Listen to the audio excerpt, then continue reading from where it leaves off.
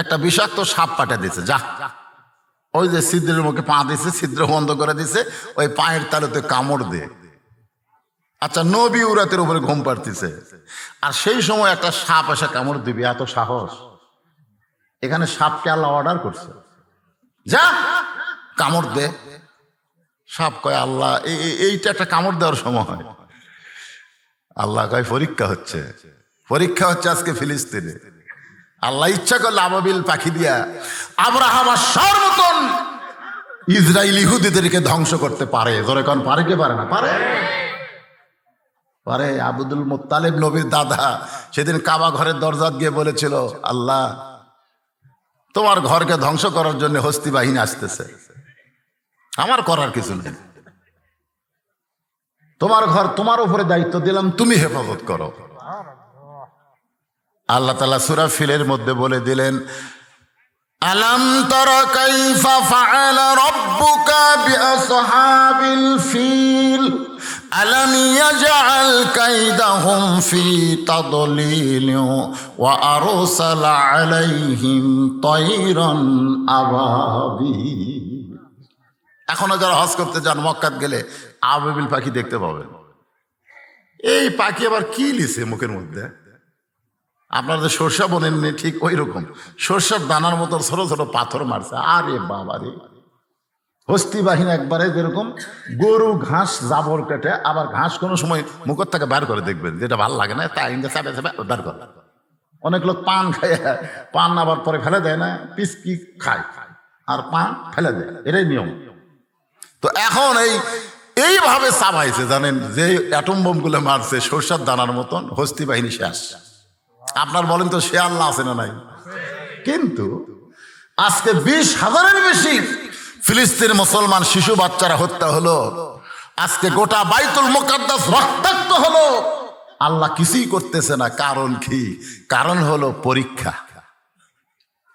বিশ্বনবী, আমাদের নবী বলে গেছেন, আল্লাহ তায়েববাসীকে ধ্বংস করো না, আল্লাহ যারা আমাকে পাথর মারছে তাদেরকে তুমি ধ্বংস করো না আল্লাহ।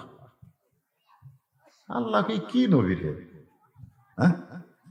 পাহাড় পর্যন্ত আল্লাহর কাছে ফরিয়াদ করছে, আল্লাহ এই তাইফে দাঁড়িয়ে থেকে কি করব?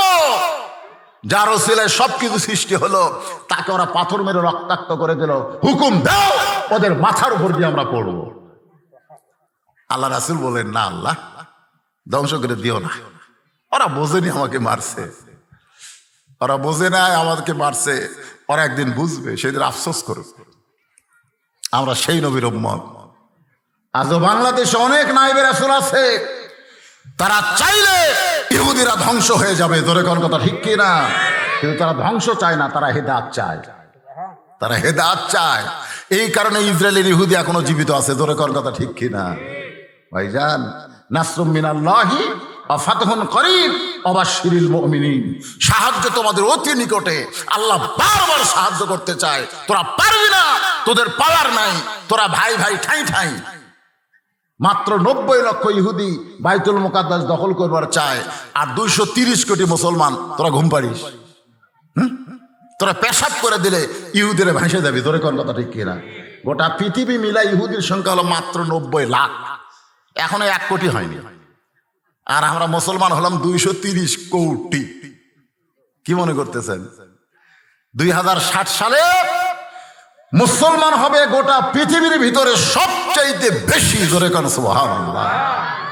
কিন্তু বেশি হয়ে লাভ নাই, ঠাই ঠাই মিল নাই। আল্লাহ বলেছেন, ওয়াতাসিমু বিহাবলিল্লাহি জামিআ ওয়া লা তাফাররাকু। পরীক্ষা হবে, পরীক্ষা। আমাদের পরীক্ষা সামনে আসে না নাই? জোরে কোন আছে না? কি পরীক্ষা? 7 জানুয়ারি। আমার ভোট আমি দিব, যাকে খুশি তাকে দিব। আপনি যাকে খুশি তাকে খুঁজেই পাচ্ছেন না, দিবেন কেমনে? লিয়াবলুয়াকুম আইয়ুকুম আহসানু আমালান ওয়া হুয়াল আজিজুল গফুর। আল্লাহর হুকুমে বিষাক্ত সাপ কামড় মারছে, সঙ্গে সঙ্গে কারেন্টের মতন কলিজার মধ্যে বিষটা চলে আইছে। আবু বকর কান্দের বলে, সাপরে তুই আমারে কামড় মারলি, তুই মনে করছিস পা টান দিব? শোনে নে, আমার জীবন যাবে কিন্তু পা টান দিব না, কারণ বের হয়ে তুই আমার নবীরেও কামড়বি। সুবহানাল্লাহ। সাপ কয় আল্লাহ লাভ হলো না তো, বিষ মুখে নিয়ে কামড় দিলাম তাও তো পা টান দেয় না। আল্লাহ কয় আবার দে, আবার দে। সাপ আবার কামড় দেয়। আবু বকর বলে সাপরে তোর কি দয়া হয় না? নবী ঘুম পড়ে আমার রাতের উপরে, তোর কি মায়া হয় না? সাপও কান্দে, আবু বকর কান্দে।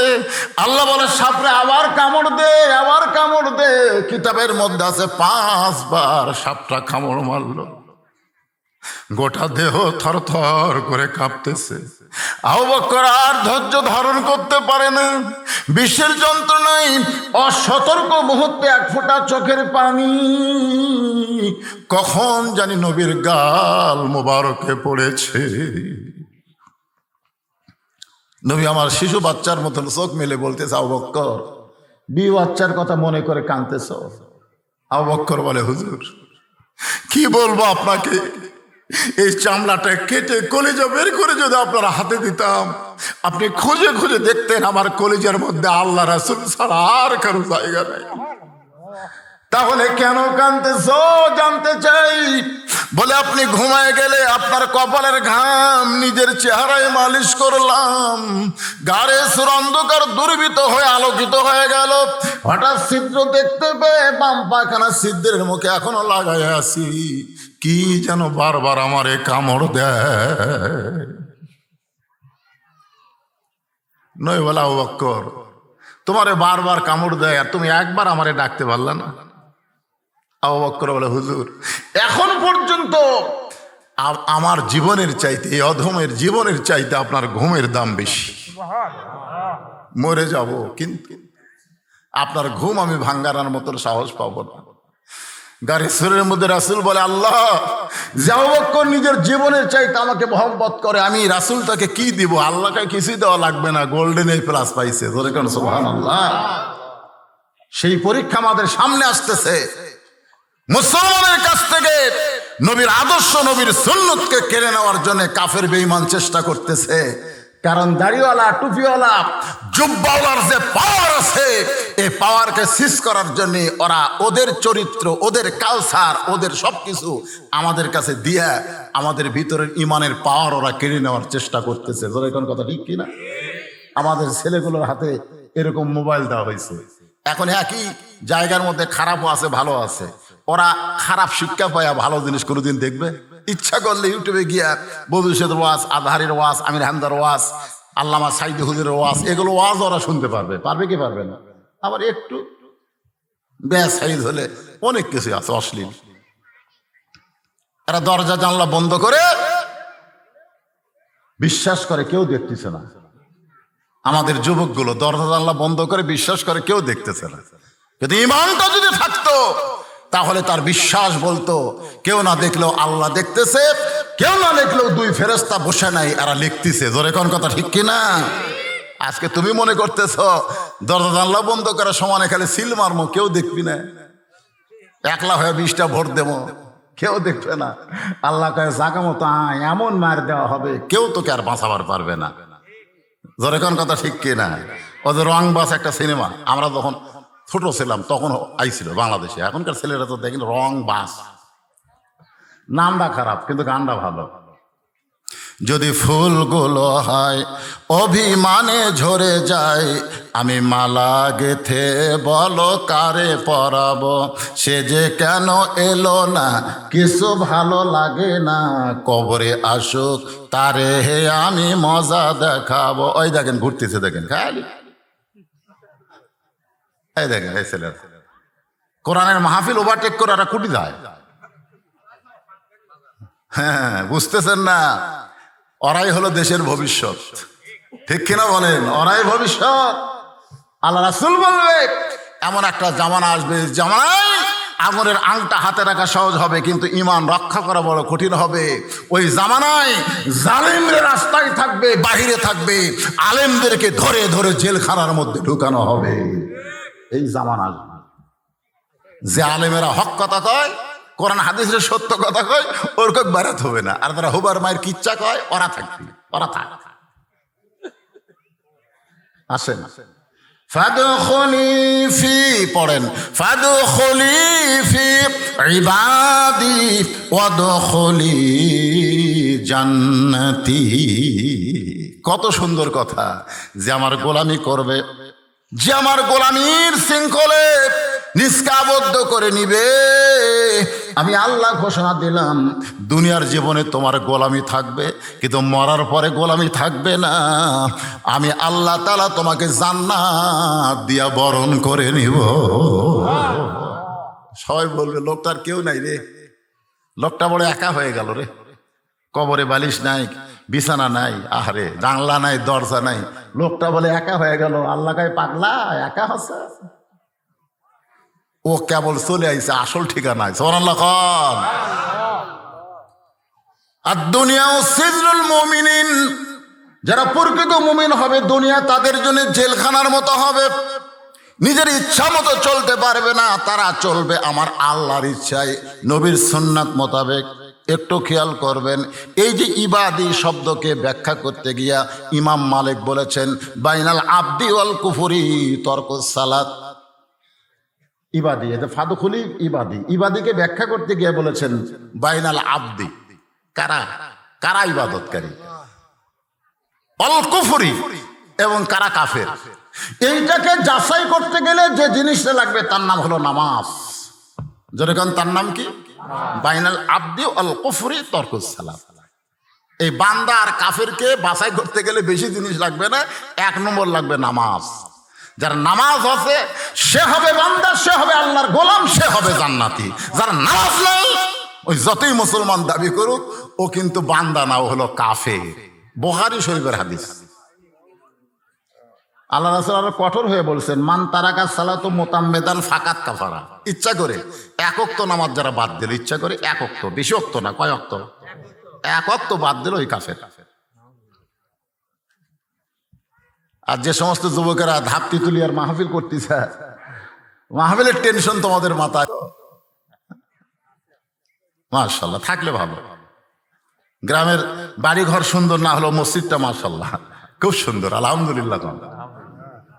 একটু মনোযোগ দিয়ে শুনবেন, তাহলে বান্দা হবার গেলে এক নম্বর যেইটা লাগবে তার নাম কি, আরো জোরে বলেন, তার নাম হলো নামাজ।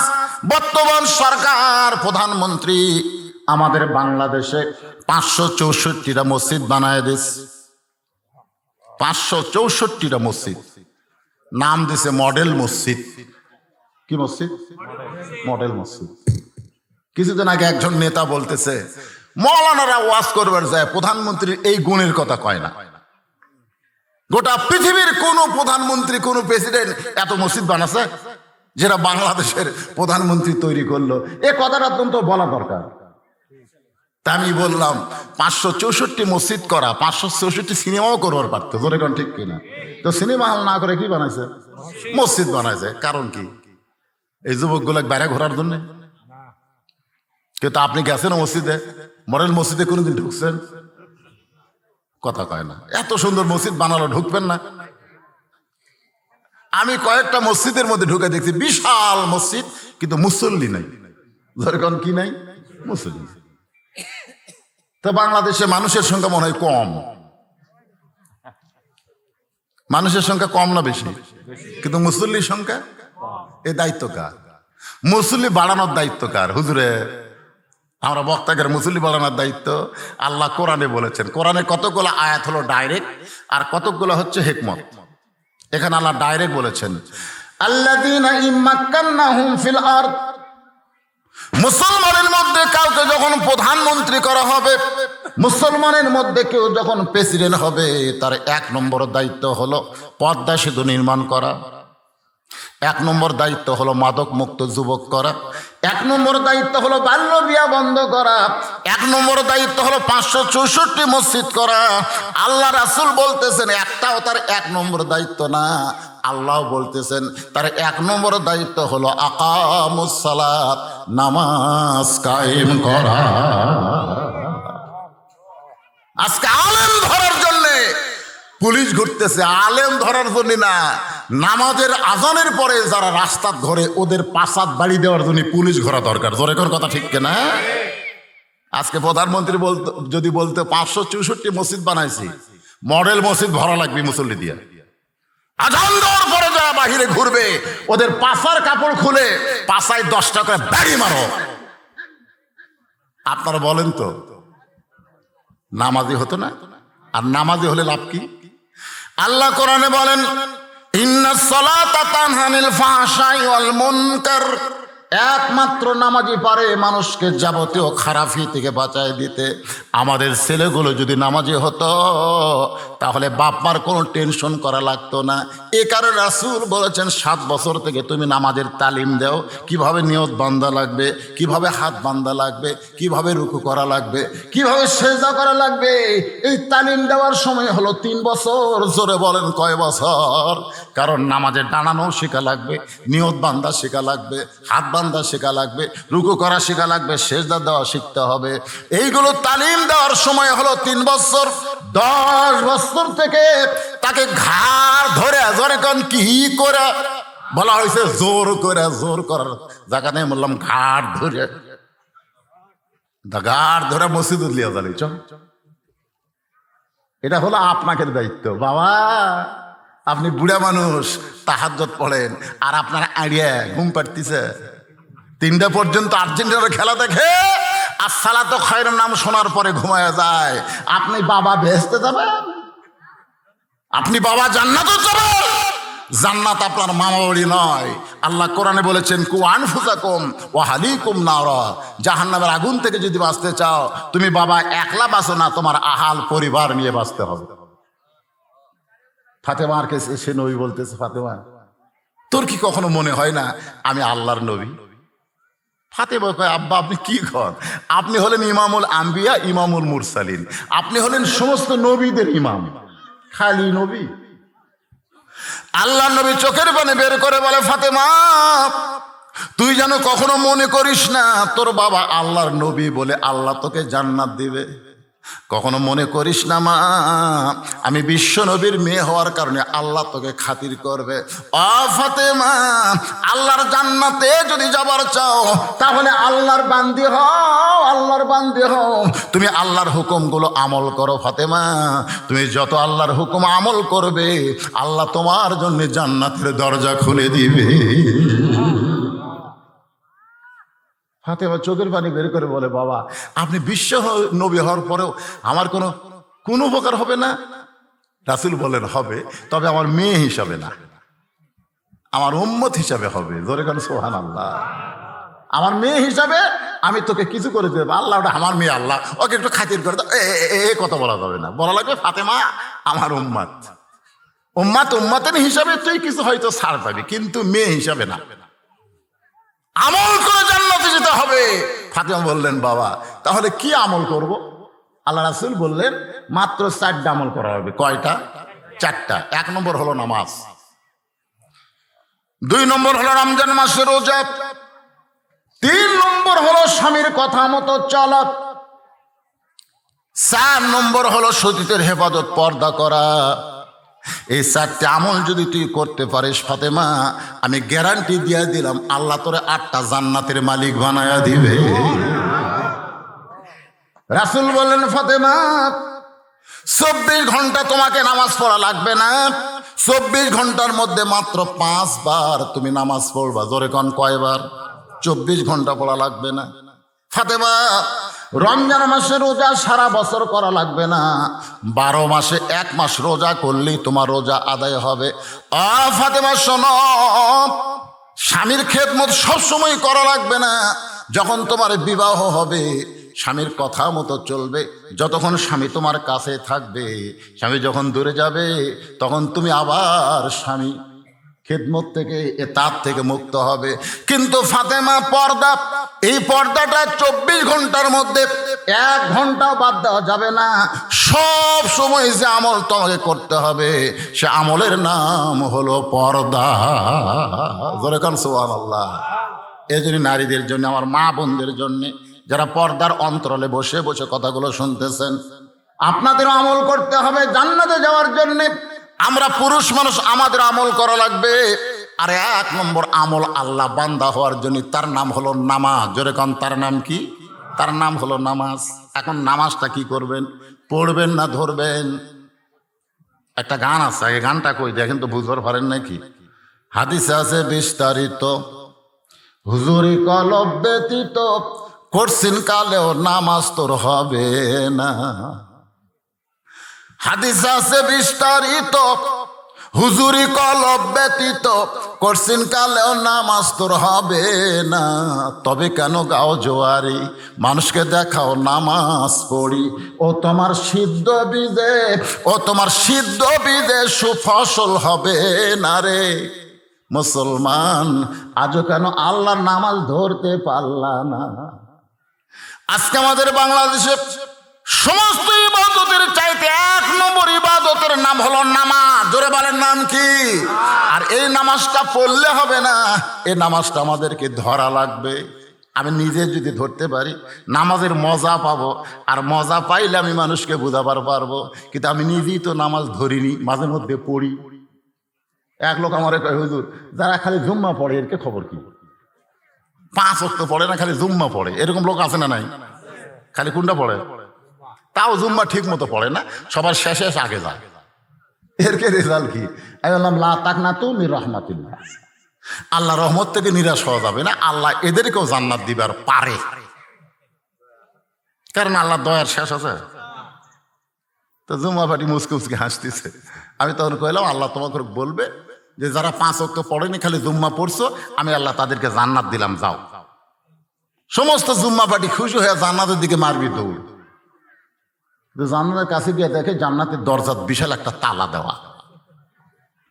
তখন বলে, আল্লাহ আমাকে জান্নাত দিলেন, কিন্তু দরজার যে তালা, আল্লাহকে খুঁজে দেখ চাবি তোরকে কাছে আছে। ওরা খুঁজে দেখবে একটা চাবি আছে, চাবি তালার মধ্যে ঢুকবে কিন্তু ঘুরবি না, তেল তেলা। বলে আল্লাহ চাবিটা তালার মধ্যে ঢুকলো কিন্তু ঘুরলো না, এখন কি হবে? আল্লাহ কয় তালার মধ্যে 5টা দাগ আছে, তোদের চাবির মধ্যেও 5টা দাগ থাকা লাগবে। ওই দাগে দাগে যখন মিশবে, কুটটুস করে যখন তালা খুলবে, জান্নাতের মধ্যে তোরা ঢুকতে পারবি। বলে আল্লাহ 5টা দাগ কিসের? বলে তালার মধ্যে আছে, তোরকে চাবির মধ্যে নাই। বলে সেই 5টা দাগ কিসের? বলে 1 নম্বর হলো ফজর, 2 নম্বর জোহর, 3 নম্বর আসর, 4 নম্বর মাগরিব, 5 নম্বর এশা। এই 5 ওয়াক্ত নামাজ যাদের নাই, তারা জান্নাত খালি দেখবার পারবি, ঢুকবার পারবে না ভাই। এখন আপনারা কি করবেন? জান্নাত খালি দেখবেন না ঢুকবেন? তাহলে ঢুকবার গেলে কয় ওয়াক্ত? আরো জোরে কোন কয় ওয়াক্ত? 5 ওয়াক্ত নামাজ আদায় করা লাগবে। সবচাইতে দামি ইবাদত হলো নামাজ। এই জন্য আল্লাহ কোরআনে বলেছেন, ইন্না সলাতি ওয়া নুসুখি ওয়া মাহইয়ায়া ওয়া মামাতি লিল্লাহি রাব্বিল আলামিন। ফিলিস্তিনের মতন বাংলাদেশের মুসলমান যদি ভারতের কাছে অসহায় হয়, যেরকম ইসরায়েল বাহিনী ফিলিস্তিনকে অসহায় বানায়, ইচ্ছা মতো মারতেছে, জোরে কর কথা ঠিক কিনা? ভারতও যদি ইচ্ছা করে আমাকে এই বাংলাদেশ একটা দেশ করে, পেট খালি মেয়ে মানুষের মতন মরদ মানুষের বড় হচ্ছে, এরা যুদ্ধ করে পারবি? ভারত যদি একসময় কয়, এই বাংলাদেশেরা এতদিন পশ্চিম দিক হয়ে কাবার দিকে মুখ করে নামাজ পড়িস, এখন ভারতের দিকে মুখ করে নামাজ পড়া লাগবে। নামাজ যদি ভারতের দিকে মুখ না করিস, সব কয়টা কি গুলি করে মারলো। তখন বলবি আমরা নামাজই ছেড়ে দিলেন, আমরা মরবার চাই না, বাঁচবার চাই। আপনারা কি মনে করতেছেন এখানে আল্লাহ কি বলতেছে? অমাহিয়া অমামাতি লিল্লাহি রাব্বিল আলামিন। মনোযোগ দিবেন, আগে বলছে ইন্নাস সালাতে, আগে নামাজের কথা বলছে। এখানে আল্লাহ বুঝাই দিলেন, যাদের ভিতরে নামাজ নাই তারা কোনোদিন আল্লাহর জন্য মরতেও পারবে না, আল্লাহর জন্য জীবন দিবারও পারবে না, বাতিলের বিরুদ্ধে তারা কোনোদিন আন্দোলনও করবে না। ধরে কোন কথা ঠিক কি?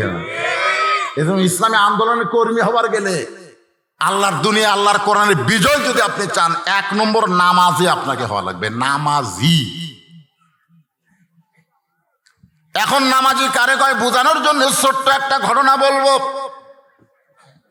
এশার নামাজের পর হযরত আলী আল্লাহ নবীর কাছে বলতেছে, ইয়া রাসূলুল্লাহ, আপনি এই দুনিয়াতে 10 জনকে জান্নাতের সার্টিফিকেট দিয়েছেন, আপনি বলেন তো আমি আলী কি তার ভিতরে আছি? আল্লাহ রাসূল বলে, তুমি কি শোনোনি? তুমি 4 নম্বরে আসো। কয় নম্বরে?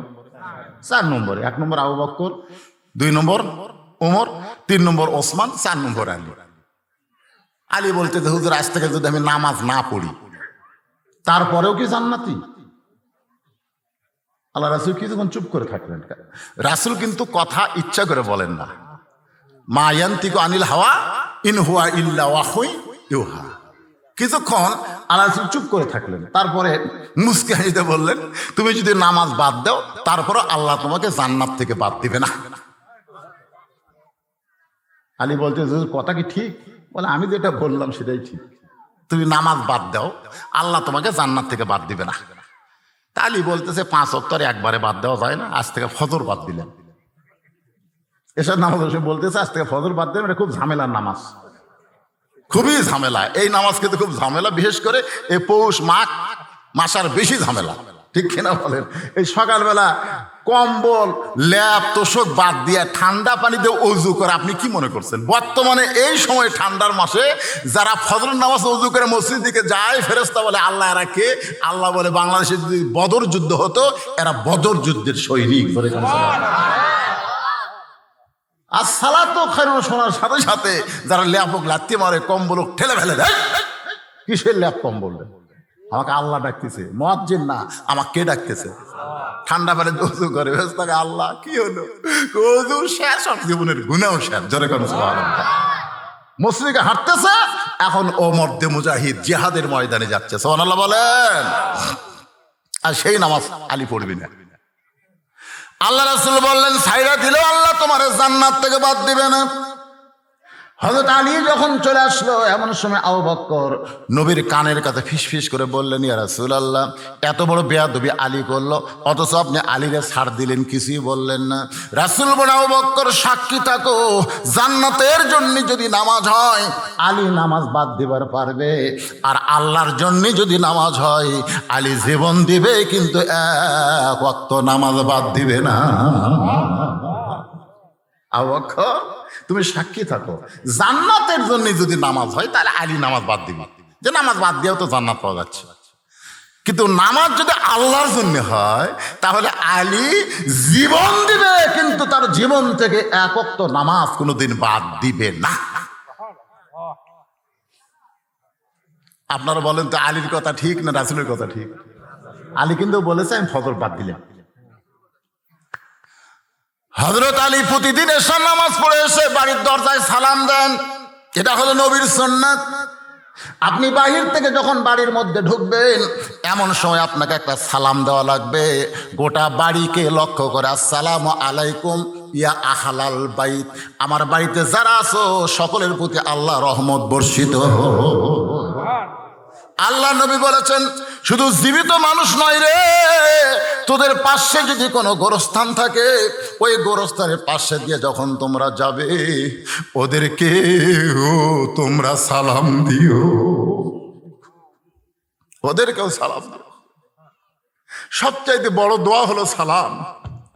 আসসালামু আলাইকুম ইয়া আহলাল কুবুর, যারা কবরে আছো, আমরাও আসতেছি ভাই, আমরাও আসতেছি প্রতি ধাপে ধাপে। আমি এখন কুন্দুল বাজারে যাই আর তারাশে যাই, যেখানেই যাই না কেন ভাই, প্রতি ধাপে ধাপে আমার হায়াতকে আমি অতিক্রম করে মৃত্যুর দিকে আসতেছি। করে কর কথা ঠিক। সকালবেলার সূর্য হলো তোমার শৈশবকাল, দুপুর বেলার সূর্য হলো তোমার যৌবনকাল, আর বিকাল বেলার সূর্য হলো তোমার বুড়াকাল। এই মাঝে মধ্যে আয়নায় দাঁড়াই আর মনে মনে চিন্তা করি, আমার সময় বিকাল হয়ে গেছে, মিশে মায়াই বন্দিরে থাইকা করলাম কত খেলা। 3 তালা বানাইছি, কয়তালা? কয়তালা? মিশে মায়াই বন্দি থাইকা করলাম কত খেলা, পশ্চিমে তাকিয়া দেখো, পশ্চিমে তাকিয়া দেখো, তোমার ডুইবা গেল বেলা, তোমার ডুইবা গেল বেলা। এক পলকের নাই ভরসা, এক পলকের নাই ভরসা, মিশে সকল আশা, কখন বুঝি দারুণ ঝড়ে, কখন বুঝি দারুণ ঝড়ে ভাঙবে তোমার বাসা। পাখিরে সবই মিশে আর ফাঁকি, বলেন আমার হীরা মন পাখি, আমার সোনার ময়না পাখি, সবই মিশে আর ফাঁকি। তাহলে কবরের পাশে দিয়ে গেলে মুখ বন্ধ করে যাওয়া যাবে না, কবরের পাশে দিয়ে গেলে হাসি ঠাট্টা করা যাবে না। আল্লাহ রাসূল বলেন কবরের পার্শ্ব দিয়ে যারা হাসি ঠাট্টা করতে করতে যায় এরা পশুর চাইতেও জঘন্য। পশুরও তাও কিছু বোধ জ্ঞান আছে, কিন্তু এই শয়তানদের সেই বুদ্ধিটাও নাই। একটা কবরের পাশে গোরস্থানের পাশে হাসতে হাসতে তুই হাসতেছিস, তোর চাইতে বড় যোদ্ধার, বড় জমিদার, বড় শক্তিশালী এখানে শুয়ে আছে, তোর এখন কথা কর না কেন? এই যে লক্ষ্য করে সালাম দেবেন, সবাই সালাম দিতে রাজি আছেন? কবরের পাশে যে যতবার যাবেন ততবার সালাম দেবেন, আসসালামু আলাইকুম ইয়া আহলাল কুবুর। হযরত আলী প্রতিদিন এশার নামাজ পড়ে এসে বাড়ির দরজায় সালাম দেন, কিন্তু আজকে ফজর বাদ দেবার চাইছে, আল্লাহ তার সালাম কেড়ে লিছে। জোরে কোন সুবহানাল্লাহ। একটা বাদ দিবার চাইছে আর একটা কেড়ে লিছে। আপনি আসরের সুন্নত পড়েন না, এই যে আসরের আগে যে 4 রাকাত সুন্নত আছে না নাই, আপনি পড়েন না, বাদ দিচ্ছেন। কই পড়লে সব, না পড়লে পাপ নাই, কিসের দরকার রে? খালি 4 রাকাত মার। কিন্তু আল্লাহ রাসূল বলেছেন আসরের 4 রাকাত সুন্নত যারা আদায় করবে, বাংলাদেশের যেখানেই সুন্নত নামাজ আদায় করুক, আল্লাহ হেরেমের মধ্যে পড়ার সওয়াব দিয়ে দিবে। ধরে কোন সুবহানাল্লাহ। তবে না পড়লে কি নাই? গুনাহ নাই। খালি গুনাহ নাই দেখে আমরা বাদ দিচ্ছি। আসরের নামাজের সুন্নত যারা আদায় করবে, এশার নামাজের আগে 4 রাকাত সুন্নত যারা আদায় করবে, আল্লাহ রাসূল বলেন তাদেরকে 5 ওয়াক্ত নামাজে আল্লাহ রাখবে না, তাদের আর এক ওয়াক্ত নামাজ বাড়ায় দিবে। কি বুঝলেন? আসরের 4 রাকাত সুন্নত এবং এশার আগে 4 রাকাত সুন্নত যারা আদায় করবে, আল্লাহ তাদের প্রতি খুশি হয়ে তাদের 5 ওয়াক্ত রাখবে না, তাদের আর এক ওয়াক্ত বাড়ায় দিবে। দেখছেন? সেই ওয়াক্ত কখন? অমিনাল লাইলি ফাতাহাজ্জাত বিহি নাফিলাতাল্লাহ।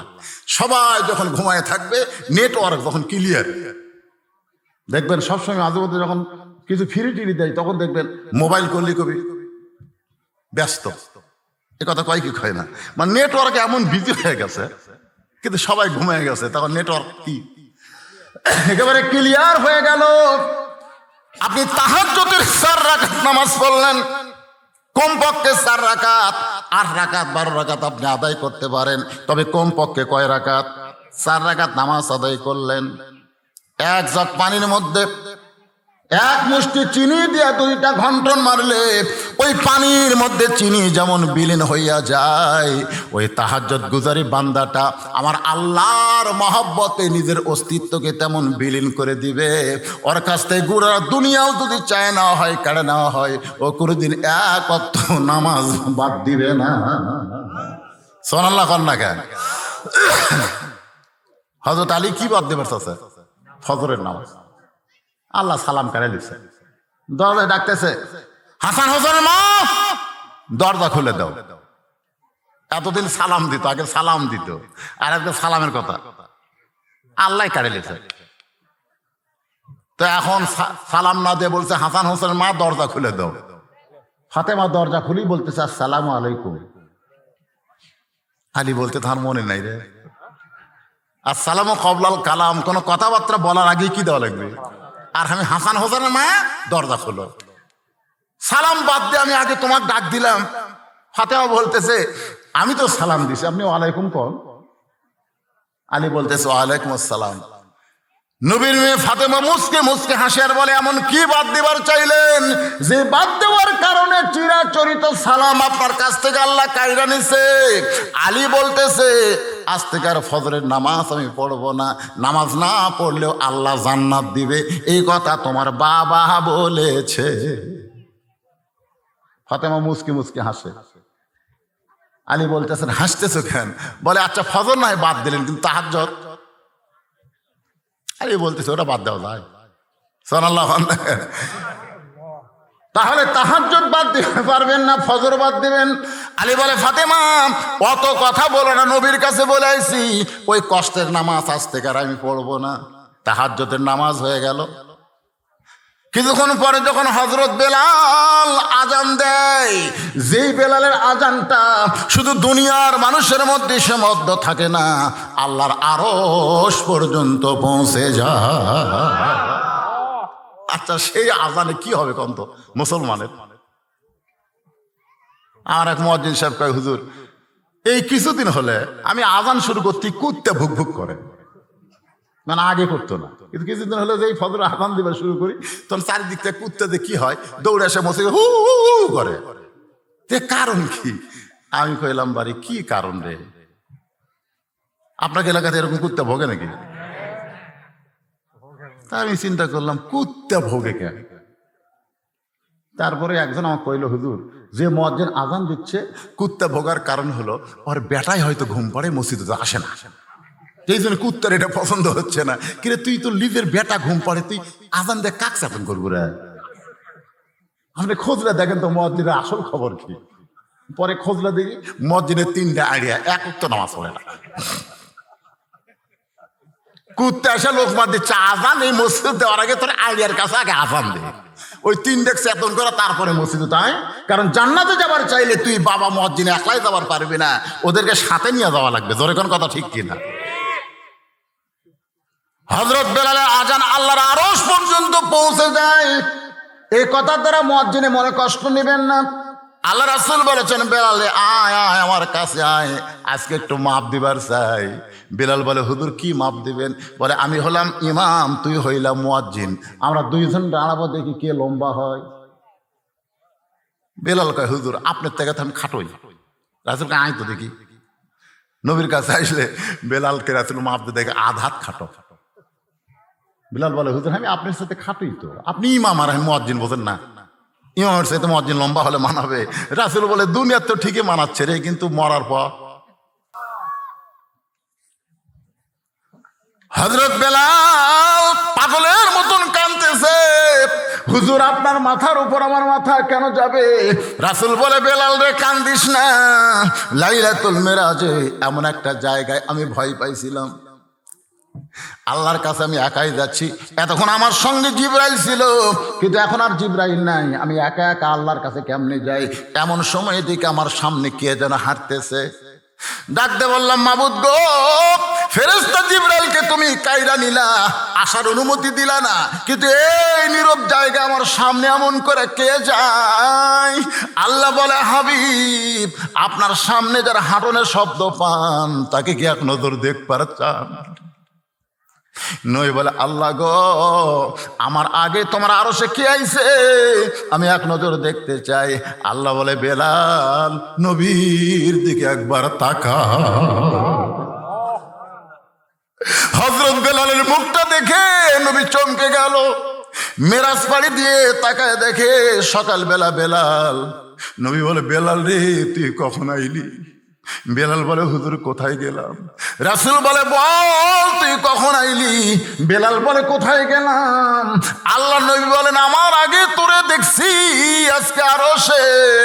আল্লাহ বলে, হাবিব রে, বেলালকে আমি আল্লাহর এতই ভালো লাগে, দুনিয়াতে বেলাল আর কতদিন পর জান্নাতে আসবে, আগে থেকেই আমি বেলালকে সাইজ করে রাইখা দিয়েছি।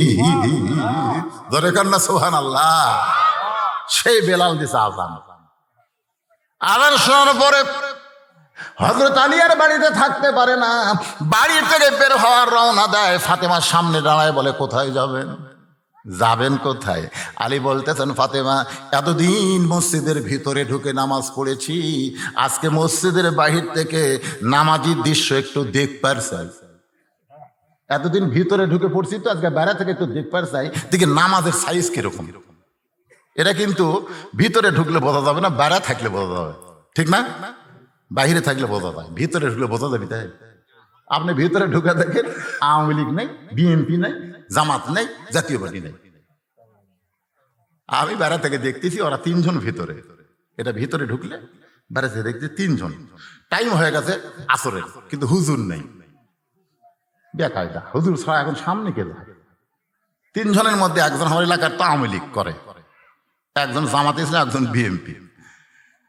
তখন জামাত ইসলাম বলতেছে আওয়ামী লীগ, ভাই তোর দল ক্ষমতা আছে, তুই সামনে যা। আওয়ামী লীগ বলতেছে পাগলামি করিস, আমি মাঝে মধ্যে নামাজ পড়ি রে, কোনোদিন পড়াবার পারি না। তো বলতেছে তাহলে বিএনপি, ভাই তুই যা, কাহিনী খুব পারলে আকামত পারি রে, কিন্তু ওই জায়গাত খাড়া হইনি। বলে আমি জামাত ইসলাম করি বারে, এখন তার ইমতি করবি কে? বলে এখন তুই সামনে যা, তুই হলো অলরাউন্ডার সব জায়গা, ধরে কোনো সুবহানাল্লাহ। জামাত ইসলাম সামনে গিয়ে বলতেছে নিয়ত করার সময় কি করবা? আমি কিন্তু বেড়াতে গেলে শুনতেছি, একতে দেয় তো বিহাজাল ইমাম কবা না, একতে দেয় তো বিহাজাল রাজাকার কবা, কোনটা কবা? তখন আওয়ামী লীগের নেতা বলতে এই ফাজলাম করিস, আমি আওয়ামী লীগ, কই বিএনপি, তুই জামাত। এটা হলো বাইরের কথা, ভিতরের কথা হলো আমরা তিন ভাই একসঙ্গে জামাত করতে চাই, ধরে কোন সুবহানাল্লাহ। এখন ভিতর আর বাইরে তফাৎ আছে না নাই? আমি বাইরে থেকে কি দেখলাম, ওরা তিন ভাই, খালি বাইরে সেই 3 দল 14 দল 20 দল, খালি ভিতরে ঢুকে দেখেন কোন দলাদলি, খালি ঢুকাই দেখেন উদখুলু ফিস সিলমি কাফা, খালি ঢুকে দেখেন। কিন্তু আমরা ঢুকতেই পারলাম না। ফাতেমা মুসকে মুসকে হাসে। আলী বলে হাসতেছ কারণ কি? বলে এতদিন যেই ব্যক্তি ভিতরে ঢুকে নামাজ পড়েছে সেই ব্যক্তি বাহিরে থাকতে পারবে না। খামাখা আপনি পড়বেনই না, যখন দেখার কি দরকার? আজান দিল রে, আজান শোনার পরে শুয়ে থাকা যায়, নামাজ না হয় না পড়া যায়, এই শুয়ে থাকা যাবে। ফাতেমা জানে, সব জানে, সুবহানাল্লাহ দেখেন। কারণ স্বামীর চরিত্র সবচাইতে বেশি জানে কে? এই জন্য বাংলাদেশের কোন পীরের বউ মুরিদ হয় না। আপনারা দেখবেন যারা পীরগিরি করতেছে এরকে বউ কিন্তু মুরিদ হয় না, কারণ পীরের বউ জানে আমার স্বামীর মতো লুচ্চা কেউ নেই। আমি 3টা জিনিস খুব খেয়াল করে দেখছি। একটা হলো ডাক্তারের বউ কোনোদিন সিজার করে না, কারণ ডাক্তারও করবার দেয় না, কারণ সিজার করলে মায়েরও ক্ষতি, বাচ্চারও ক্ষতি। এই যে বড় বড় ডাক্তার যারা আপনাকে এমপি সাহেব করে দেখবেন, তারা একটা বাচ্চা সিজার করা হয় না। বাংলাদেশে কোনো মৌলবীর বাড়িতে কিন্তু জীবনে মিলাদ হয় না, আপনার খেয়াল করে দেখবেন। ওরা জানে মিলাদ একটা ফাও জিনিস, খামাখাটে খরচ করে লাভ কি, ওরা পরের বাড়িতে পড়ায়, নিজের বাড়িতে হয় না। আর একটা ব্যাপার হলো পীরের বউ কোনোদিন মুরিদ হয় না, কারণ বউ জানে আমার স্বামী 1 নম্বর লুচ্চা, মাঝে মধ্যে মুরিদের বইয়ের দিকে তাকায়। তাহলে কয়টা কথা বললেন? কথা কর না, খালি হাসলে হবে? অরিজিনাল কথা। কিন্তু সর্বপ্রথম আল্লাহ নবীর কাছে যিনি কলেমা পড়েছেন তিনি কিন্তু নবীর বিবি, ধরে কাল সুবহানাল্লাহ। পীরের বউ মুরিদ হয় না, কিন্তু নবীর বউ সর্বপ্রথম নবী বলে স্বীকার করে। রাসূল বলেন, খাদিজা কি দেখলে আমার ভিতরে, যার কারণে কেউ নবী বলে আমারে স্বীকার করে না, তুমি আমারে নবী বলে স্বীকার করলে? খাদিজা বলে, নবী গো আপনি ভিতরেও যেমন বাহিরেও তেমন।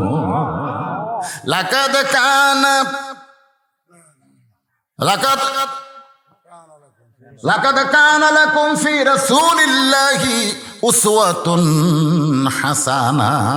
যখন সুবহানাল্লাহ। আমরা হুজুরেরা বাইরে হুজুর, ভিতরে কিন্তু হুজুর হতে পারিনি। আমি নিজের কথাই বলতেছি, কিন্তু আল্লাহ রাসূল বাহিরেও যা ভিতরেও তাই। নবীর ঘরের কথাও যদি প্রকাশ করে সেটাও আমাদের জন্য ইবাদত। জোরে কোন সুবহানাল্লাহ। ঘরের কথাও যদি বইয়েরা বলে যা আমার নবী এইরকম, ওটাও ইবাদত। কারণ নবী যা কিছু করছেন সমস্ত কিছু করাই আমাদের জন্য সুন্নাত। জোরে কোন সুবহানাল্লাহ। তাহলে কি বুঝলেন? সর্বপ্রথম নবীর হাতে যদি কলেমা পড়েছে তার নাম কি? খাদিজাতুল কুবরা। আল্লাহ কোরআনে বলেছেন ওয়া ইন্নাকা লাআলা খুলুকিন আযীম। তাহলে স্বামীর সবচেয়ে বেশি চেনে কে? তার বিবি। জোরেকান কে চেনে? সেই বিবির কাছে হুজুর হবার চাও? একটু মনোযোগ দিয়ে শুনবেন। হযরত আলী মসজিদের বাহির থেকে নামাজের দৃশ্যটা দেখতে চায়, এমন সময় দেখতে পায় মসজিদের বারান্দায় আবু যর গিফারি ফজরের 2 রাকাত সুন্নত নামাজ আদায় করতেছে। ফজরের আগে কয় রাকাত সুন্নত?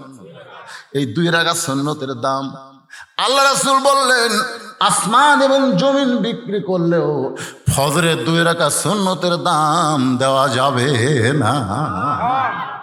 তাহলে ফজরের আগে 2 রাকাত সুন্নতের এত দাম, তাহলে ফরজের 2 রাকাতের ফরজের কি দাম? ফজরের 2 রাকাত ফরজের দাম আছে না? জোরে করা আর সেটা বাদ দেখানি ঘুম পাড়ে। আপনাদের গ্রামের মসজিদের মুয়াজ্জিন সাহেব এখানে আছে? কোথায় সে? মুরব্বী বাবা, ফজরের খবর কি? ভালো, আলহামদুলিল্লাহ। আসলে কোন গ্রামে কেমন খবর ফজরের লিলি বোঝা যাবে। আবু যর গিফারি নামাজ পড়তেছে সুন্নত। এমন সময় হযরত আলী আবু যর গিফারের দিকে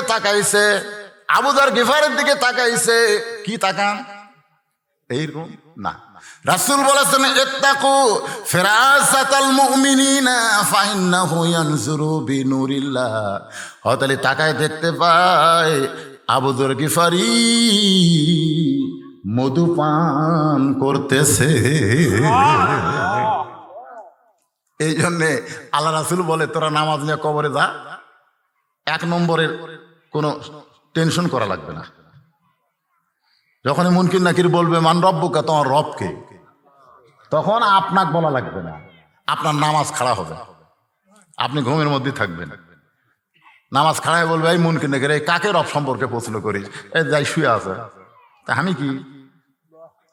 আপনি কে? নামাজ। এমন ঘুম দেওয়া দিছে, ডাকিস না, যা করা লাগে আমাকে কর। তো বলতেছে মান রব্বুকা, কে রে পাগলা? এই এসে ঘুম পাড়তেছে, সারা জীবনে কয় ওয়াক্ত নামাজ পড়ছে হিসাব জানিস? মনকে নাকি আমরা হিসাব কি হবে জানবো? তো জানিস না তো ধরছিস কেন? কয় রাকাত নামাজ পড়ছে জানিস? ওয়াক্তই জানি না, রাকাত তাহলে কেমনে জানবো? প্রত্যেক রাকাতে কইছে আলহামদুলিল্লাহ রব্বিল আলামিন, সেটা জানিস? রুকুতে গিয়ে বলছে সুবহান রাব্বিল আযীম, সেটা জানিস? সেজদাত গিয়ে বলছে সুবহান রাব্বিল আলা, সেটা বুঝিস? যাই দুনিয়ার জীবনে এতবার রব রব রব রব করে কবরের মধ্যে একটু ঘুম পাড়তেছে, তা আবার ডিস্টার্ব করিস কেন? মুনকির নাকির বলবে আল্লাহ তোমার বান্দাকে মান রব্বুকে প্রশ্ন করার কারণে নামাজ যে খেপা খেপছে, আল্লাহ বলে যে নামাজ নিয়ে কবরে যাচ্ছে, ওর আবার রবের কি উত্তর রে? ওর উত্তর হয়ে গেছে। ধরে গেছে 1 নম্বর যারা পারবে তাদের জন্য 2 নম্বর 3 নম্বর আল্লাহ সহজ করে দিবে। ধরে কান সুবহানাল্লাহ। তাহলে কবরের 1 নম্বর প্রশ্নের উত্তর জন্য আমাদের নামাজের দরকার আছে না নাই? ফজরের 2 রাকাত সুন্নত নামাজ পড়া যখন শেষ, আবু যর গিফারি বলতে আলী ভাই এসার সময় না কইলেন আমি ফজর পড়বো না, তাহলে আমার সুন্নত আদায় করলেন? আলী বলতে আবু যর আমি বলেছি ফজরের নামাজ পড়বো না, তাই বলে কি সুন্নত পড়া যাবে না? আবু যর চুপ। আলী বলতেছে আমি বলছি ফজরের নামাজ পড়বো না, তাই বলে কি সুন্নত পড়া যাবে না? আবু যর গিফারি চুপ হয়ে গেলেন, কারণ রাসূল বলেছে আনা মাদিনাতুল ইলমি ওয়া আলিউ বাবুহা, আমি হচ্ছে ইলমের শহর, আলী হচ্ছে তার দরওয়াজা। জোরে খান সুবহানাল্লাহ। এজন্যে নবীর পরেই প্রত্যেকটা সাহাবী হযরত আলীকে ওস্তাদের মতন সম্মান করতেন। যখন কেউ কিছু বুঝতো না তখন বুঝের জন্য হযরত আলীর কাছে যাইতেন। সুবহানাল্লাহ।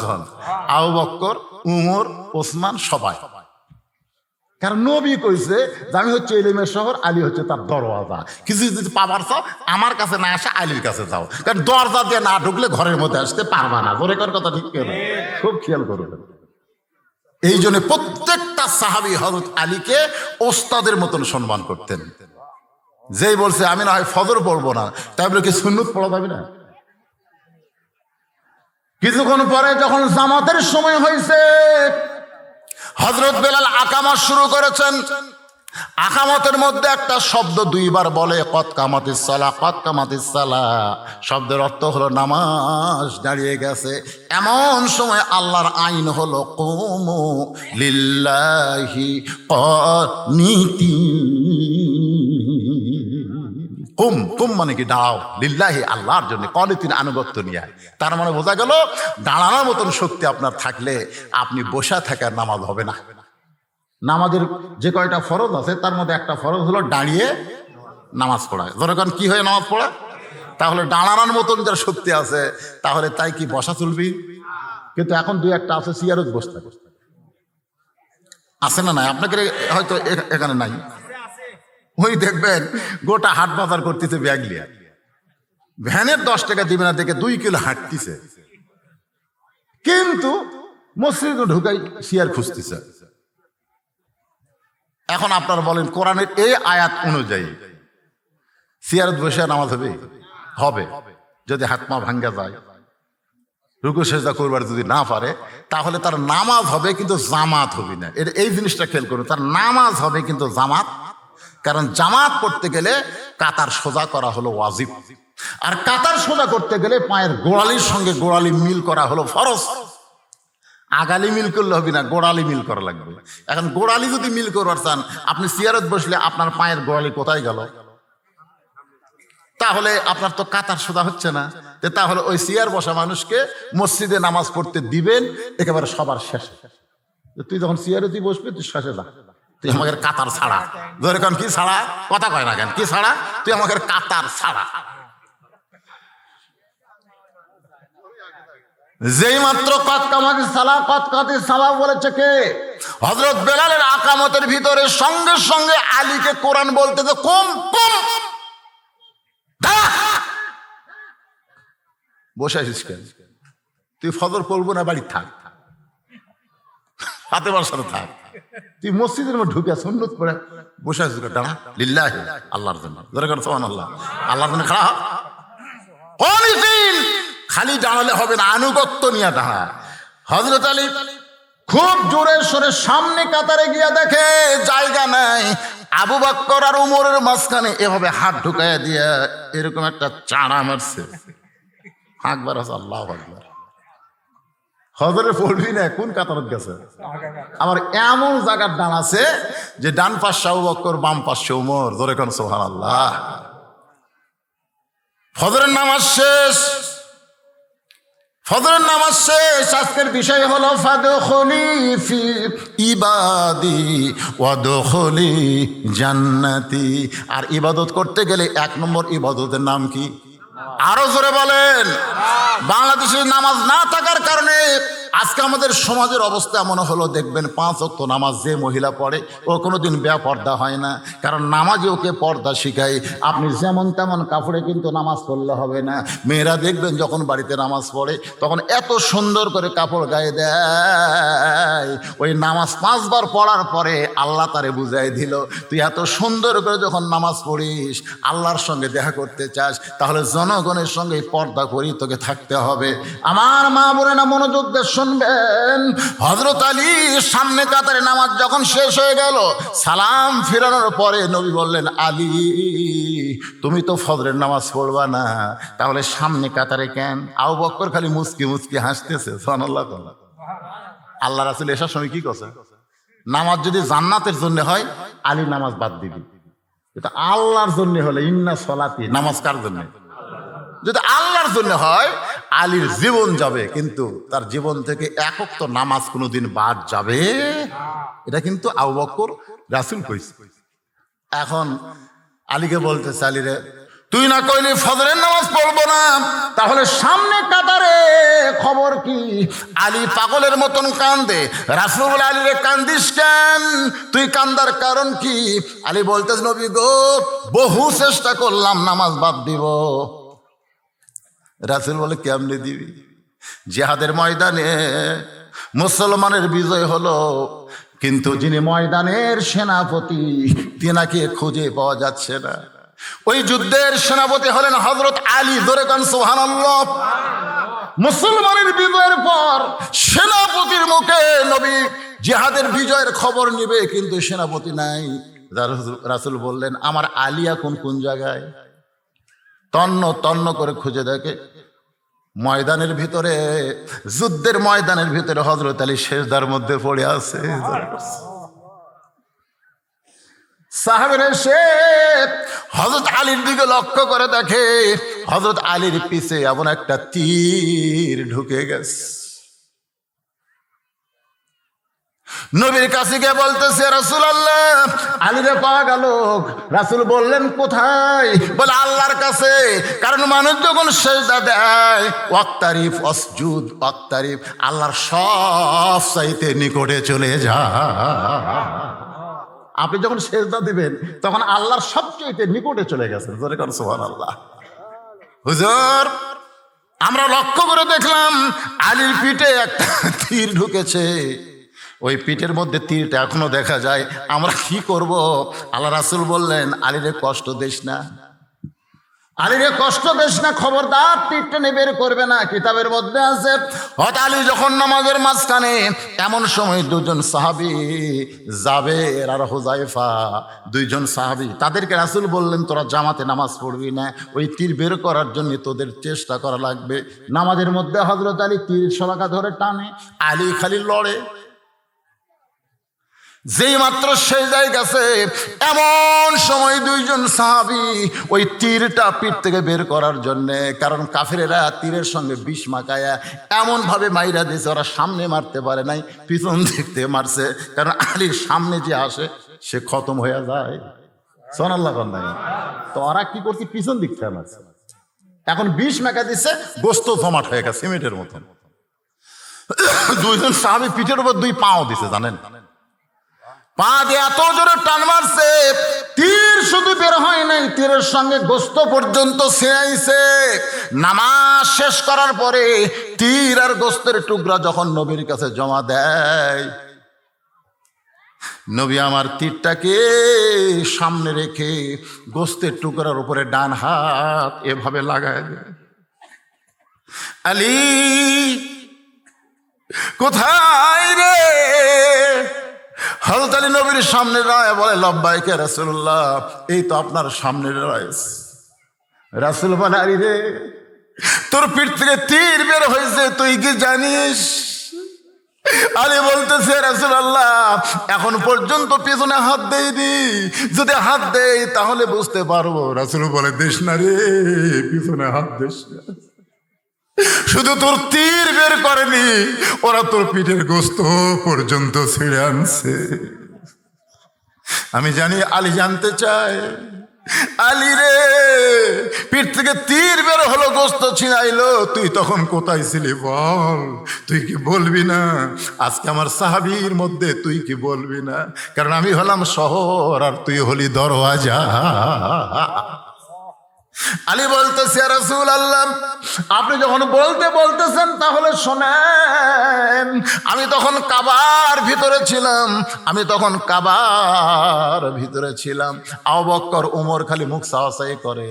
আবু বকর ওমরের দিকে তাকায়, ওমর আবু বকরের দিকে তাকায়। কিন্তু নামাজ পড়ছি মসজিদ নববীতে, আর আলী বলতেছে কাবার ভিতরে ছিলাম। কাবা হলো মদিনা থেকে 430 কিলো দূরে। সেই কাবার মধ্যে আলী কেমনে গেল? আল্লাহ নবী বললেন, সমস্ত সাহাবীরা জবান বন্ধ করো, জোরে কেন সুবহানাল্লাহ। আমি আলীর কাছ থেকে জানতে চাই, আলী রে, তুই নামাজ পড়লি মসজিদ নববীতে, তুই কাবার মধ্যে কেমনে গেলি? আলী বলতেছে, ইয়া রাসূলুল্লাহ, আমি যখন নামাজের নিয়ত করলাম, নিয়ত করার পরে, নিয়ত মানে কি? নয়তন উসাল্লি লিল্লাহি তাআলা, এইটা কিন্তু নিয়ত না। আপনি আল্লাহু আকবার বলে হাত বাঁধবেন, এটাই হলো নিয়ত। নিয়ত পড়া লাগবে না, নিয়ত করা লাগবে। আপনারা বলেন তো, নিয়ত পড়া না করা? আমি আর আমার ভাই দুইজনে একসাথে গেছে নামাজ পড়বার। ওই যায় নয়তন উসাল্লি লিল্লাহি তাআলা 4 রাকাতে সালাতুল আসর করতে ইমাম সাহেব রুকুর থেকে সেজদায় গেছে। একই সাথে ঢুকে আমি 4 রাকাতে পানো, ওই 1 রাকাত মিস করলাম। আমি বললাম, কে ভাই, আমার 4 রাকাতে হলো, তোর যদি 1 রাকাত মিস হলো, এই শালা নিয়ত বাড়ে, এ করবার যত পাড়াপাড়ি করি ততই ভুল হয়। আর বাগতে রাকাতাই হয়ে যায়, এই ভুল শোধরাতে 1 রাকাতে যায়। তা আমি বললাম, ভাই তোর নিয়ত কখন হতে তুই জানিস? আমি তো তা জানি না। তুমি যখন অজু করছো, অজু করার সাথে সাথে আল্লাহ বুঝিছে ওই কোন নামাজের অজু করছে। তোরে কোন কথা ঠিক কিনা? তুমি মসজিদে পা দিতে আল্লাহ জানে তুমি কোন নামাজে তুমি ঢুকছো। তুমি যখন কাতারবদ্ধ হয়ে দাঁড়াইছো তখন আল্লাহ জানে তুমি কোন নামাজ পড়বা। তারপরে আবার নিয়ত পড়া লাগবে। অজু করতেই তোমার নিয়ত হয়ে গেছে। তো নিয়ত করার পর আমি তাকায় দেখি, একটু মনোযোগ দিয়ে শুনবেন, এই ভ্যান দেখবেন। বিরক্ত হচ্ছেন? এই মাহফিলে কোন আদায় আছে? কোন আছে? নাই, আমি তো গতবার আইছিলাম, কোন আদায় নেই। আপনি এরকম চিন্তা করবেন না হুজুর শেষে বোধহয় আদায় টান দিবেন। আমি ঘড়ি ধরে ওয়াজ করতেছি, ঘড়ি অবশ্য দেখার চান্স পাইনি, কেবল আসতেছে 3:32। ওয়াজ হবে কতক্ষণ? 4টা পর্যন্ত। না না, 4 দিয়ে যাবি না, কারণ আগে ওয়াজ না আগে নামাজ। আর সবচাইতে সালাতুল ওস্তা হিসাবে যে নামাজকে ঘোষণা করা হয়েছে তার নাম হলো আসরের নামাজ। আসরের নামাজকে বলা হয় সালাতুল ওস্তা। ওস্তা বোঝেন? বোঝেন? সবচাইতে গুরুত্বপূর্ণ নামাজ হলো আসরের নামাজ। আসরের নামাজ যে জামাতের সঙ্গে আদায় করবে, বাকি 4 ওয়াক্ত নামাজ আল্লাহর জিম্মায়, আল্লাহ তার জন্য আদায় করে নিবে। জোরে কোন সুবহানাল্লাহ। সবচাইতে বেশি অলসতা এই মানুষ আসরের নামাজ করবে, যে হাট বাজারে গিয়ে সবকিছু করবে, কিন্তু আসরের নামাজ দিয়ে গুরুত্ব দিবে না। আজকে মাহফিল এসে আমরা সেই নামাজকে গুরুত্বহীন মনে করব না, গুরুত্ব দিয়ে আমাদের নামাজ আদায় করা লাগবে। ঠিক কিনা বলেন? গত বছর এখানে বিশাল জামাতে নামাজ হয়নি, আজকে হবে ইনশাল্লাহ। সব হয়তো মসজিদে যাবেন না, এখানে আমি তো মনে হয় মুসাফির হয়ে গেছি, তাহলে তো হচ্ছে না। যদি মুসাফির না হতাম তাহলে আমি নামাজটা আজকে পড়াতাম। হ্যাঁ, কিন্তু না, মুসাফির হয়ে গেছি, কারণ আমি তো পরকার ওয়াজ খেয়াল করা লাগবে। আমি বাড়ির থেকে যখন রওনা দিছি এ ওয়াজ না, পরে যার একটা ওয়াজ আছে গুরুদাসপুর সিংড়া, ওটা দেখলে মুসাফির, তাহলে আমাকে দিয়ে হচ্ছে না। কিন্তু আপনাকে সাথে আমি জামাতে নামাজ পড়বো, সমস্যা আছে? আলহামদুলিল্লাহ। রাজি আছেন তো? কারা কারা রাজি? আল্লাহ খাদ দেখা তো দেখি। লিল্লাহে তাকবীর। কোনো টেনশন করেন না। আজকে জীবনে দেখেন নামাজ পড়ার, নামাজ ধরা, যে নামাজ মানুষকে সব পাপ থেকে হেফাজত করবে, নামাজই পারে মানুষকে। আল্লাহ কয় নামাজের জোরে ফায়েশা কাজ যাবে দূরে, পাক কোরআনে রয়ে আছে ঘোষণা। এখন আকাম কুকাম নামাজ রোজা একসাথে বান্ধিয়া বোঝা, জাহান্নামে দিয়াছ রওয়ানা। আজ কেন আল্লাহর নামাজ ধরতে পারলা না? সে নামাজ নিয়ে আলোচনা হচ্ছে, গুরুত্ব কম না বেশি? আর বিষয়টা হলো ফাদখুলি ফি ইবাদি ওয়াদখুলি জান্নাতি। আপনি নামাজ ধরছেন বলেই আপনি আল্লাহর বান্দা হয়ে গেলেন, আর বান্দা হয়েছেন বলেই আপনি জান্নাতের মধ্যে ঢুকে গেলেন। ধরে কেন সুবহানাল্লাহ। তাহলে সেই নামাজের গুরুত্ব কম না বেশি? এখন আপনাদেরকে মাত্র 5টা মিনিট, আমার মায়েরা হয়তো বলবে যে হুজুর খালি নামাজ নামাজ নামাজ নামাজ করলো, অথচ আমাদের পর্দা নিয়ে কোনো কথা বললো না। আমার মায়েদের জন্য বলতেছি, মা, গভীর রাত্রে, রাতটা যখন গভীর হয়ে গেছে, এমন সময় ফাতেমা স্বামীর বুকের মধ্যে মাথা দিয়া ফুঁপায় ফুঁপায় কাঁদতেছে। আলী বলে, ফাতেমা কান্দার কারণ? বলে, কান্দার কারণ হলো আল্লাহ তাআলা আমার দোয়া কবুল করছে। আল্লাহ আমার দোয়া কবুল করছে। আলী বলে, ফাতেমা তুমি কি পাগলি হলে? আল্লাহ দোয়া কবুল করলে মানুষ কাঁদবে কেন? বরং মানুষ খুশি হবে। কি দোয়া করছো ফাতেমা? বলে, দোয়াটা হলো আল্লাহ যেন আমাকে পর্দার মধ্যে মৃত্যু দেয়। আল্লাহ বলেছে, ফাতেমা তোমার দোয়া আমি কবুল করলাম। সোনলা কোন? আলী বলে, ফাতেমা রে, যে সারা জীবন পর্দা করে সে তো পর্দার মধ্যেই মৃত্যুবরণ করবে। বাংলাদেশে মেয়েরা কিন্তু পর্দা সারা জীবন করে না, কিন্তু মরার পরে তাদের পর্দা করায়। জোরে কোন ঠিক কিনা? আপনাদের এলাকার মেয়েরা মরলে কয়টা পর? তুই বাঁচতে চাকরিস করছিস, কিন্তু মরার পর একের 5টা দিয়ে ওই খাটনি কিন্তু ঢাকাত হয়। আমার এলাকায় কি করে? খাটনি ঢাকে। মেয়ে মানুষের লাশ দেখা যায় না, খাটনি বলতে ঢাকাত হয়। ফেরেশতারা ঘরে আর কয়, আল্লাহ ইবাসে থাকতে গোটা গ্রামের লোক এক দেখলো, আর মরার পরে লাশটাও খাটনি পর্যন্ত চাদর দিয়ে ঢাকলো। আল্লাহ কয়, ফেরেশতা, এই দেশের নাম হলো বাংলাদেশ রে। এরা বাঁচতে না মানলেও মরার পরে এরা মানে। মায়েরা আছে না নাই? এজন্য মায়েরা আছে না নাই? এই মায়েদের জন্য বলছি, শোনেন। ফাতেমা বলে, স্বামী আমার দোয়া আল্লাহ কবুল করেছে, কিন্তু আপনি কি জানেন আমার মৃত্যু কখন হবে? আলী বলে, ফাতেমা কে কখন মরবে এটা দুনিয়ার কোনো মানুষ বলতে পারে না। ফাতেমা বলতেছে, আল্লাহ যদি আমাকে জানায়, আল্লাহ পাক আমার জানাইছে এই গভীর রাত্রে ফাতেমার মৃত্যু হবে। হযরত আলী ছোট বাচ্চার মতন কান্দে। আমার মায়েদের জন্য ওয়াজটা করতেছি, মা একটু মনোযোগ দিয়ে শোনেন। গভীর রাত্রে ফাতেমা দুনিয়া থেকে বিদায় নিল। গভীর রাত্রে থেকে জানাজা ছাড়া ফাতেমা কিন্তু বলেছে আমার লাশটা খাটনি তুলবেন না, কারণ খাটনি কান্দে নিলে আমার দেহের ওজন মানুষ বুঝতে পারবে। ওগো স্বামী, আপনি ছাড়া আমার দেহের কত ওজন এটা দুনিয়ার কোনো মানুষ যেন বুঝবার না পারে। জোরে কান সুবহানাল্লাহ।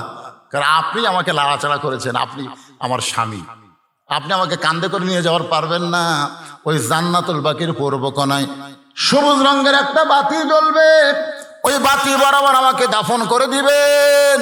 হযরত আলী গভীর রাত্রে ফাতেমাকে কবর দেওয়ার পর আমার আল্লাহর কাছে বলতেছে, আল্লাহ দুনিয়ার জীবনে কিছুই দিবার পারলাম না, খালি কবর দিলাম।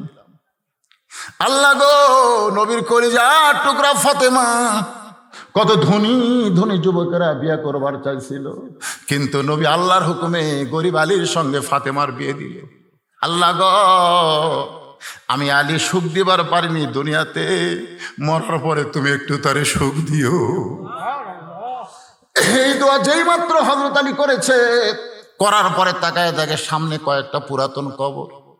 এই মাত্র ফাতেমার কবর দিল, সেই নতুন কবর আর নাই। আলী গোটা জান্নাতুল বাকির মধ্যে পাগলের মতো দৌড়ায়, ফাতেমার কবর, ফাতেমার কবর। কে যেন ডাক দে, বলে আলী রে, কিয়ামত পর্যন্ত যদি হায়াত পাস আর যদি ফাতেমার কবর খুঁজতে থাকিস, কোনোদিন ফাতেমার কবর খুঁজে পাবি না। তুই স্বামী হলে কি হবে, ফাতেমার পর্দার কাছে আমি আল্লাহ তাআলা এত দরদি হইছি, তার কবরকেও পর্দা করে দিয়েছি। এই পর্দা করার কারণে ফাতেমা হলো খাতুনে জান্নাত, জান্নাতি সমস্ত নারীদের নেত্রী। আমার মা বোনেরা যেখানে বসবাস শুনতেছেন, আমি শুধু পুরুষের নামাজের কথা বলতেছি, নারীদের নামাজ এর মধ্যে আছে, কিন্তু বাড়তি আপনার পর্দা। ফাতেমার সঙ্গে যদি জান্নাতে যাবার চান, এই পর্দা কিন্তু আপনাদের করতে হবে। মা, বিলের ভিতরে আপনারা থাকেন, বাইরে তো যাওয়ার খুব একটা দরকার পড়ে না, ঠিক কিনা বলেন? আল্লাহ কোরআনেও বলেছেন, অকরনা ফি বুয়ুতি কন্যা। বুয়ুতি কন্যা মানে কি? বাড়ির মধ্যে, বাড়ির মধ্যে। কন্যা, কন্যা ওরা কয় না, কন্যা, কন্যা মানে কি? এই কথা কয় না, বাড়ির মধ্যেই থাকতে হবে, বাড়ির বাইরে যাবার পারবা না। না, আল্লাহ এত কঠোর হয় না। আল্লাহ বলেছেন বাড়ির বাইরে যদি যাবার চাও তাহলে পর্দা করে যাওয়া লাগবে। পর্দা কি? এখন আপনাদের কাছে পর্দা হয়ে গেছে বোরকা। বোরকা কি? বোরকা হলো বহু কাপড় দিয়ে সাজা গুজিয়া বানানা।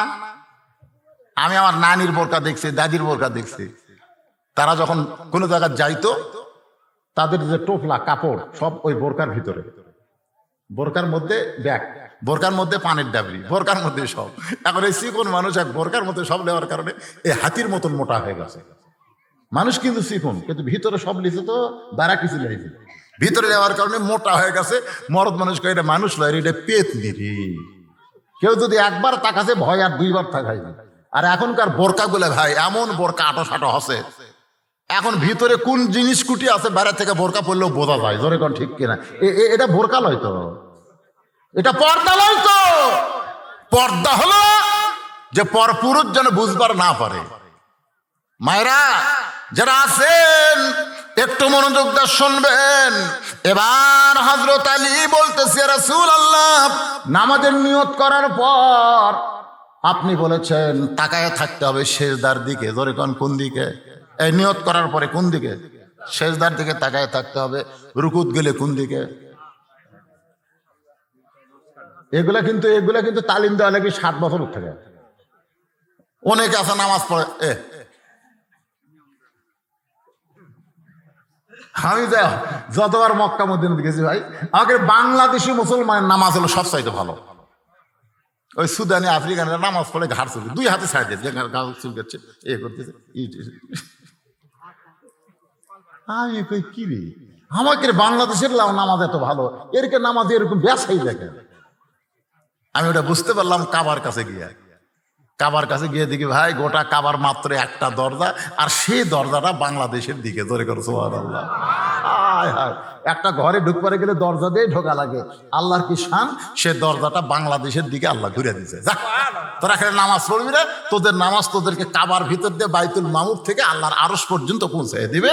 তোদের নামাজ হবে আসসালাতু মিরাজুল মুমিনিন, তোদের নামাজ হবে মুমিনদের মেরাজ। জোরে করে সুবহানাল্লাহ।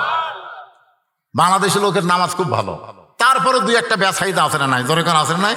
কারণ ওদেরকে ছোটবেলায় ওদের বাপ মা শিখায়নি, তালিম দেয়নি। এখন থেকে তালিম দিবেন আপনাদের নাতিদেরকে, বাচ্চাদেরকে তালিম দিবেন। এখন হযরত আলী সেজদার দিকে তাকায় আছে, এই যে দুইটা চোখ কোন দিকে? সেজদার দিকে। আলী বলতেছে রাসূলুল্লাহ, আমি বহু চেষ্টা করলাম সেজদার দিকে তাকায় থাকবো, কিন্তু কে যেন আমার চোখের পাতা ভারী করে দিল। আমি তাকায় থেকে সেজদার দিকে, কিন্তু চোখের পাতা ভারী হয়ে গেছে। হুজুর, আমার চোখটা যখন বন্ধ হয় আমি তখন দেখতে পাই যেখানে সেজদা দিব সেইখানে আল্লাহর কাবা ঘর এসে দাঁড়িয়ে আছে। ওসমান গনি কয়, কে রে? ওমর ভাই, আলী যে বলতেছে আমার চক্ষু যখন বন্ধ হয় আমি তখন দেখতে পাই। কিন্তু চোখ বন্ধ হলে দেখবি কেমন? দেখেন ওনারা কিন্তু দামি সাহাবী, 1 নম্বর 2 নম্বর 3 নম্বর, তার মধ্যে খুশখুশি শুরু হয়ে গেছে। কেন আসলে তো চাই, আলী বলতেছে আমার চক্ষু যখন বন্ধ হয় আমি তখন দেখতে পাই। এটা কোন চোখ? না না, আমরা ছোটবেলা পড়েছি একই চন্দ্র দুয়ে পক্ষ তিনে নিত্র। নিত্র মানে চোখ, চোখ হলো আসলে 3টা। মুসলমানের 2 চোখ হওয়ার কারণে মুসলমানেরা মার খাচ্ছে। 3 চোখ যখনই খুলবে তখন মুসলমান দুনিয়ার পাগল হবে না, আল্লাহর পাগল হবে। জোরে কোন কথা ঠিক কিনা?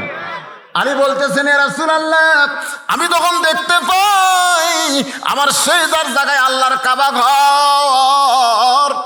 আল্লাহর কাবা ঘর দেখে আমার চোখ দিয়ে দর দর করে পানি পড়তেছে। কাবার মালিক এখন ডাক দেয়, বলে আসলে নামাজ কার? জোরে বলেন কার?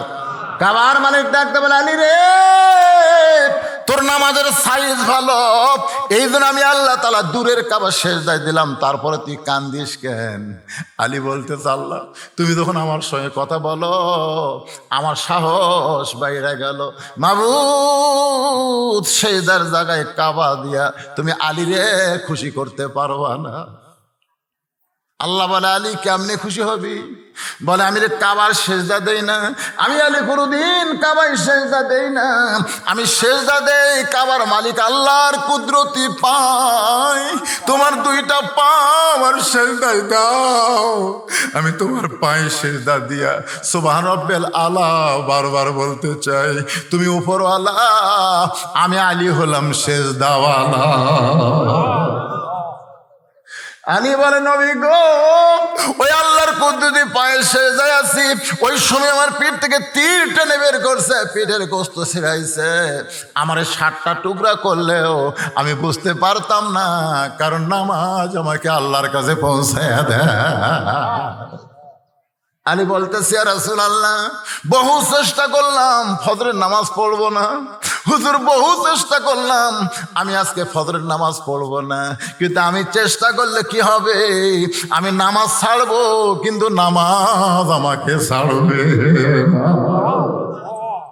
বিশ্বাস যদি না হয়, একদিন এশার নামাজ না পড়ে আপনি বিছনায় ঘুমার যাবেন। বিশ্বাস যদি না হয়, এশার নামাজ পড়ে আপনি বিছনায় ঘুমাতে যাবেন, আমি যত বড়ই বাপের বেটা হন না কেন আপনি কিন্তু ঘুমাতে পারবেন না যতক্ষণ এশার নামাজ না পড়বেন। ধরে কোন ঠিক কি না? এই 5 ওয়াক্ত নামাজের একদিন এশার না পড়ে ঘুমান না কেন? পারবেন না। তো তাহলে সেই নামাজকে আমরা ছাড়বো? আল্লাহ আমাদের সবাইকে, এই বিলের এই মানুষগুলোকে 5 ওয়াক্ত নামাজ ধরার তৌফিক দান করুক। সকলে বলেন আল্লাহুম্মা আমিন। আস্তাগফিরুল্লাহ। পরে এ ভাই, এই কোন লোকের উঠলেন কেন? এখানেই নামাজ হবে তো, হাত তোলেননি আপনারা? মোনাজাতের পরে একটু সাথে সাথে নামাজ হবে না, একটু ওযু করার টাইম দেওয়া হবে, তারপরে আমরা এখানে নামাজ পড়বো। আল্লাহুম্মা আমিন। আল্লাহুম্মা আনতাস সালাম ওয়া মিনকাস সালাম, তাবারাকতা ইয়া যাল জালালি ওয়াল ইকরাম। আয় আল্লাহ তাআলা, তোমার কয়েকজন যুবক কষ্ট করে মেহনত করে হাজার হাজার টাকা খরচ করে আজকের এই ধাপ তেতুলিয়া ধাপ পাড়া জান্নাতের বাগান লাগাই দিছে। তোমার হাজারো বান্দা বান্দি আজকের এই জান্নাতের বাগানে কোরআন হাদিসের আলোচনা শেষে আমি গুনাহগারের সঙ্গে রহমতের দরজায় ফকির হয়ে দোকানা হাত তুলেছে। মেহেরবানি করে আজকের মাহফিল আমাদের সকলের হেদায়েতের জন্যে, নাজাতের জন্যে, জান্নাতের জন্যে কবুল করো। এই মাহফিলের শুরু থেকে শেষ পর্যন্ত যত আলোচনা হয়েছে আল্লাহ, এর মধ্যে যদি ত্রুটি হয়, ভুল হয়, মাফ করে দাও। এর জাহাদিয়া মঞ্জুর করো। সোনার মদিনায় নবী পাকের রওজা মোবারকে আল্লাহ তুমি কবুল করে নাও।